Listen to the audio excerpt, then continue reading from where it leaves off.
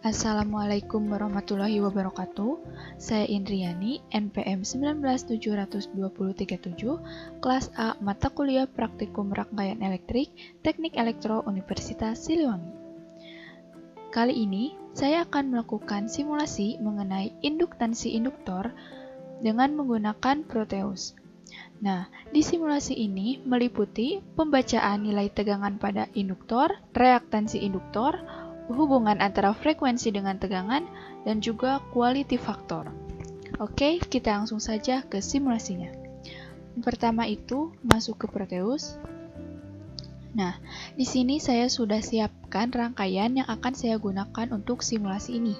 Rangkaian itu meliputi induktor 0,2 mH, resistor 10 ohm, function generator dengan amplitudo 20 volt dan juga frekuensi 100 kHz dan juga osiloskop. Nah, selain osiloskop, saya juga akan menggunakan multimeter yaitu voltmeter dan ampermeter pada simulasi ini. Oke, kita langsung saja. Untuk yang pertama itu, tentukan nilai tegangan pada induktor. Nah, untuk mengetahui nilai tegangan pada induktor itu, kita harus mengetahui dulu tegangan maksimal dan juga tegangan RMS-nya. Nah, untuk mengetahui nilai tegangan maksimalnya, kita run simulasi. Di sini, pembacaan osiloskop itu membaca 2 gelombang. Kenapa 2 gelombang? Karena saya menggunakan input A dan juga input B. Nah, untuk yang kuning ini untuk input dari port A dan juga untuk yang biru ini untuk port B. Nah, kemudian kita cari nilai tegangan maksimal pada induktor ini. Nah, kita tarik kursor ke puncak itu gelombang. Nah, kita klik. Nah, jadi tegangan maksimalnya itu adalah 10 volt. Dan untuk yang port B juga sama, 10 volt. Oke, kita masukkan V maksimalnya itu 10 volt dan port B-nya juga 10 volt. Nah, setelah itu kita harus mengetahui tegangan RMS. Nah, tegangan RMS itu merupakan tegangan yang akan dibaca oleh multimeter yaitu voltmeter. Caranya itu dengan mengalihkan tegangan maksimal dengan 0,707. Nah, hasilnya itu adalah 7,07 volt. Dan yang keduanya juga sama, 7,07 volt. Nah, setelah kita mengetahui nilai tegangan RMS-nya, selanjutnya kita tinggal menghitung nilai tegangan pada induktor. Saya sebut saja PL.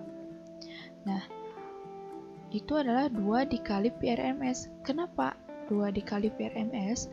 Sebab saya menggunakan 2 input, yaitu dari A dan juga B.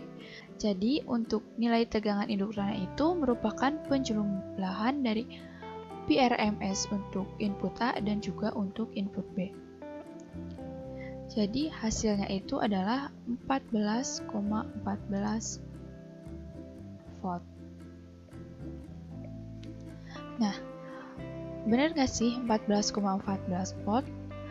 Oke, kita cek aja menggunakan voltmeter. Kita stop simulasi.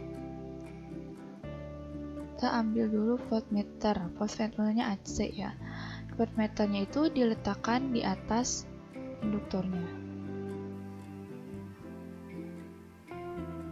Nah, setelah terpasang, kita run simulasi.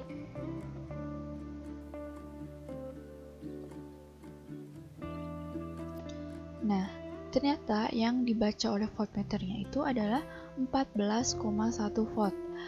Nah, itu sama saja seperti yang sudah saya hitung tadi, yaitu sekitar 14,1 volt. Nah, jadi untuk nilai tegangan pada induktornya itu adalah 14,1 volt atau 14,14 volt. Oke, untuk selanjutnya, hitunglah nilai arus rangkaian dengan RD 10 ohm pada 100 kHz. Nah, maksudnya itu kita menghitung nilai arus tapi menggunakan referensi di resistor RD. Jadi, kita juga harus mengetahui nilai tegangan pada si resistor 10 ohm ini. Caranya seperti apa? Nah, Oke, untuk menentukan nilai tegangan pada RD ini, saya akan menggunakan voltmeter saja. Kita pasang voltmeternya di sini.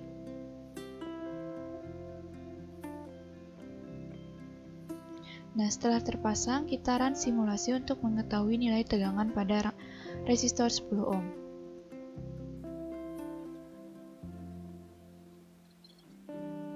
Pembacaan nilai tegangan oleh voltmeter pada resistor 10 ohm adalah 1,11 volt. Oke, kita tulis di sini 1,11.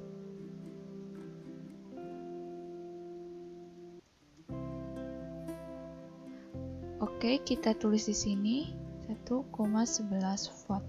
Nah, untuk RD-nya itu adalah 10 ohm. Nah, untuk mengetahui arusnya itu, rumus arusnya itu adalah Pi per R. Jadi 1,11 volt dibagi 10 ohm. Hasilnya itu adalah 0,11 ampere. Nah, benar nggak sih arusnya itu adalah 0,11 ampere? Oke, kita buktikan. Nah, untuk membuktikannya saya akan menggunakan ampermeter. Ampermeternya saya pasang di sini. Nah, setelah terpasang, tinggal run simulasi.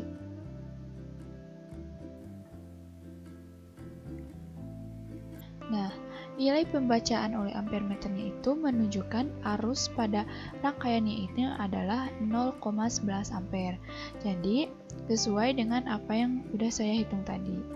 Nah, untuk selanjutnya itu adalah hitunglah Z dan tentukan nilai XL.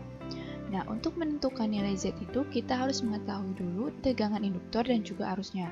Nah, untuk tegangan induktor itu tadi adalah 14,14 volt. Sedangkan untuk arusnya itu adalah 0,11 ampere. Nah, untuk menentukan nilai Z itu rumusnya sama dengan menentukan nilai resistansi, yaitu VL dibagi I. Hasilnya itu sekitar 128,5 ohm. Nah, setelah kita mengetahui nilai Z, maka kita juga bakalan mengetahui nilai XL atau reaktansi induktor. Nah, caranya itu XL sama dengan akar Z kuadrat minus RD kuadrat. Nah, untuk RD-nya itu adalah 10 ohm. Nah, hasilnya itu sekitar 128,1 ohm. Oke, untuk selanjutnya itu ke perbedaan sudut pasang. Maksudnya itu perbedaan sudut antara reaktansi dengan resistansi. Caranya itu sudut pasang sama dengan R tan XL dibagi RD. Nah, kita masukkan saja XL-nya itu adalah 128,1 dan RD-nya itu 10. Nah, hasilnya itu adalah 85,54 derajat. Jadi perbedaan sudut pasangnya itu adalah 85,54 derajat. Nah, untuk selanjutnya itu menghitung arus dengan menggunakan RD dan frekuensinya itu 200 kHz. Nah, caranya itu sama seperti langkah kedua, tetapi diubah untuk frekuensinya menjadi 200 kHz. Oke, kita langsung saja. Nah, seperti biasa untuk menentukan nilai tegangan pada RD ini saya menggunakan voltmeter. Nah, sebelum itu saya harus ubah dulu nilai frekuensinya menjadi 200 kHz.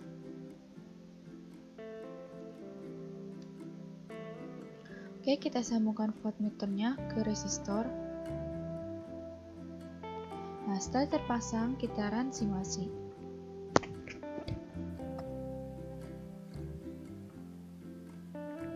Nah, nilai tegangan yang terbaca pada resistor 10 ohm ini adalah 0,55 volt. Kita tulis di sini 0,55 volt. Nah, CRD-nya itu adalah 10 ohm. Nah, untuk menentukan nilai I itu adalah 0,55 volt dibagi 10 ohm, yaitu 0,05 ampere. Benar nggak sih 0,05 ampere? Kita buktikan. Nah, seperti biasa untuk membuktikan nilai arusnya saya menggunakan ampermeter. Oke, kita langsung ke run simulasi. Nah, nilai arus yang terbaca pada ampermeter itu adalah 0,05 ampere. Jadi, arusnya itu sesuai dengan yang udah saya hitung tadi. Oke, untuk selanjutnya itu menghitung nilai XL dengan input 200 kHz. Nah, untuk menghitung nilai XL, kita juga bisa langsung menggunakan rumus 2V FL. 2V dikali frekuensi dikali induktansi. Nah, kita tulis saja frekuensinya itu adalah 200.000 Hz. Nah, untuk induktornya tadi kan 0,2 mH. Jadi, untuk ke Henry itu menjadi 0,2 dikali 10 pangkat minus 3. Untuk nilai XL-nya itu adalah sekitar 251,32 ohm.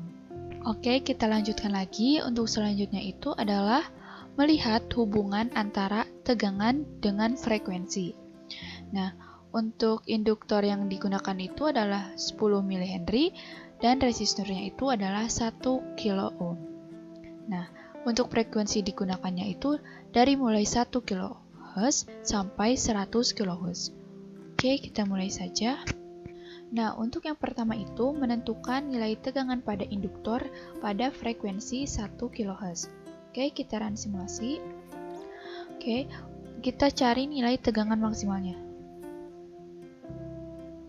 Tegangan maksimalnya itu adalah 650 mV atau 0,65 volt. Nah, tetapi untuk menentukan nilai tegangan pada induktor itu, kita harus cari tegangan RMS dengan mengalihkan antara 0,65 dikali 0,707. Jadi, nilai tegangan induktor pada frekuensi 1 kHz adalah 0,45 volt. Oke, kita langsung saja ke frekuensi berikutnya. Frekuensi selanjutnya itu adalah 2 kHz. Kita ganti frekuensinya menjadi 2 kHz. Nah, setelah diganti, kita run simulasi. Seperti biasa, cari nilai tegangan maksimalnya. Tegangan maksimalnya adalah 125 volt. Jadi, nilai tegangan induktor pada 2 kHz adalah 0,88 volt. Oke, kita lanjut ke frekuensi berikutnya. Frekuensi berikutnya itu adalah 3 kHz. Kita run simulasi.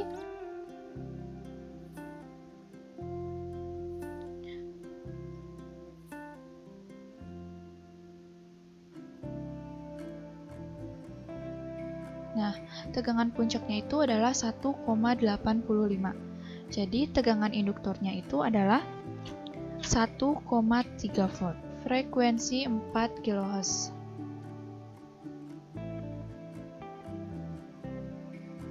Run simulasi. Tekan nilai tegangan puncak.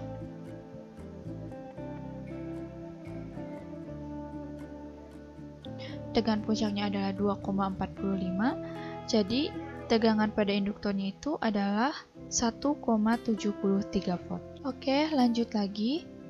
Frekuensi selanjutnya itu adalah 5 kHz. Run simulasi. Tentukan tegangan puncak. Tegangan puncaknya adalah 3 volt. Jadi, nilai tegangan induktornya adalah 2,12 volt. Oke, lanjut lagi. Untuk selanjutnya, frekuensinya itu adalah 7 kHz. Run simulasi. Tentukan nilai tegangan puncak. Tegangan puncaknya itu adalah 4,05 volt, maka tegangan induktornya itu adalah 2,86 volt. Oke, lanjut lagi. Selanjutnya frekuensinya itu adalah 10 kHz.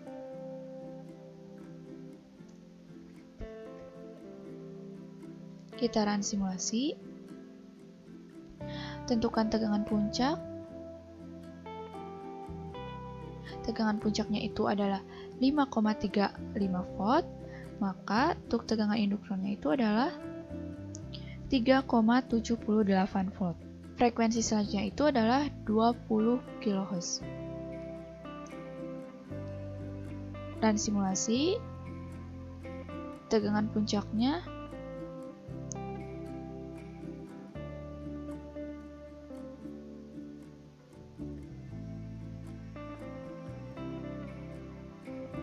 (7,85), maka tegangannya pada induktornya adalah 5,54 volt.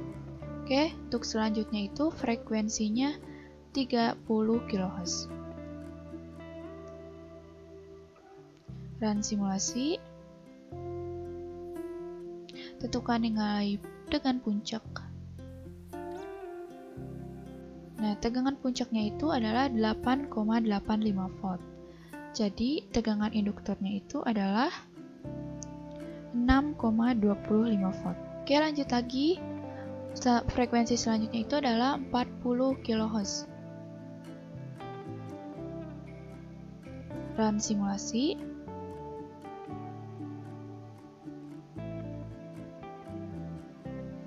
Tentukan nilai tegangan puncak. Nilai tegangan puncaknya itu adalah 9,20 volt. Jadi, nilai tegangan induktornya itu adalah 6,5 volt. Oke, untuk selanjutnya frekuensinya menjadi 50 kHz.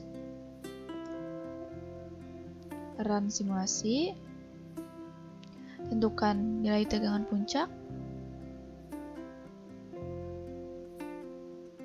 Tegangan puncaknya itu adalah 9,50, maka nilai tegangan induktornya itu adalah 6,71 volt.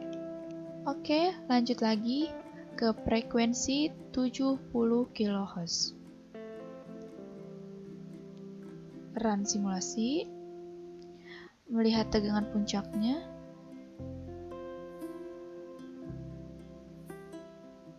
Tegangan puncaknya itu adalah 9,70, maka nilai tegangan induktornya itu adalah 6,85 volt. Oke, untuk yang terakhir pada frekuensi 100.000 Hz.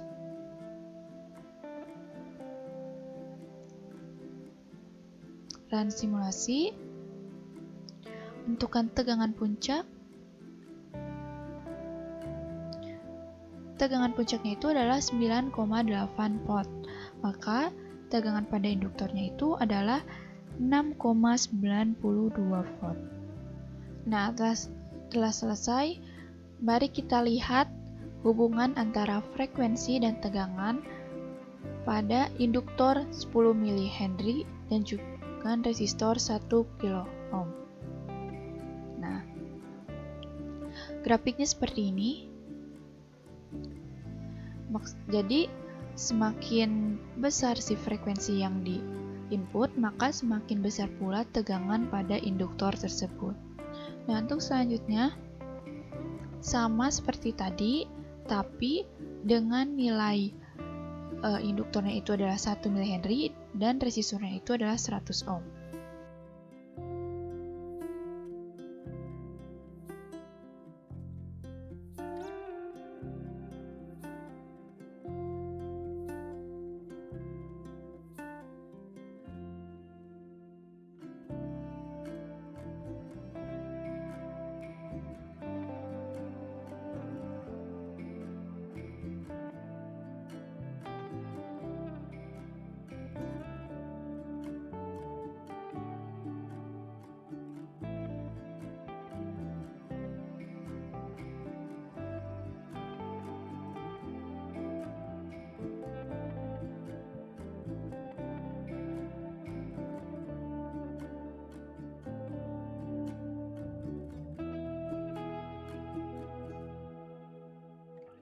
Oke, untuk hubungan antara tegangan dan juga frekuensi pada induktor 1 mH dan resistor 100 ohm sudah selesai. Kita lihat grafiknya seperti apa. Inilah grafiknya. Semakin besar frekuensi yang di input, maka semakin besar pula tegangan pada induktor. Oke, untuk selanjutnya itu adalah menghitung nilai quality factor pada induktor 10 mH dengan resistor 1 kΩ. Nah, untuk menentukan nilai quality factor itu, kita harus mengetahui dulu nilai reaktansi induktor dan juga resistansinya. Nah, di sini itu untuk quality faktornya itu bakalan dilihat pada perbedaan frekuensi. Yang pertama itu pada frekuensi 1 kHz, 10 Hz, dan 100 kHz. Yang pertama itu kita tulis dulu si resistornya itu 1K semua. Setelah kita mengetahui nilai resistornya, kita hitung nilai XL-nya dengan rumus 2πfL. Nah, untuk frekuensi 1 kHz, XL-nya itu adalah 62,83 ohm. Kemudian untuk frekuensi 100 kHz, XL-nya itu adalah 628,3 ohm. Dan untuk yang frekuensi 100 kHz, XL-nya itu adalah 6283 ohm. Nah, setelah XL-nya didapat, kita bakalan langsung bisa menentukan nilai quality faktornya. Rumusnya itu adalah XL per R. Nah, untuk frekuensi 1 kHz, setelah dihitung, quality faktornya itu sekitar 0,1.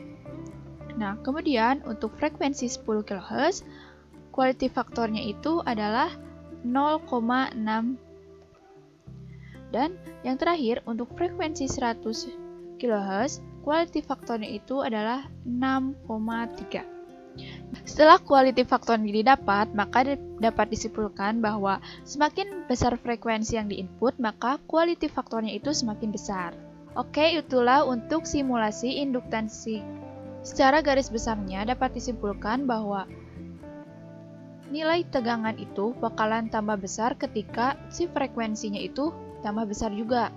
Nah, untuk quality faktornya juga, ketika frekuensinya tambah besar, maka si quality faktornya itu bakalan besar. Oke, terima kasih. Wassalamualaikum warahmatullahi wabarakatuh.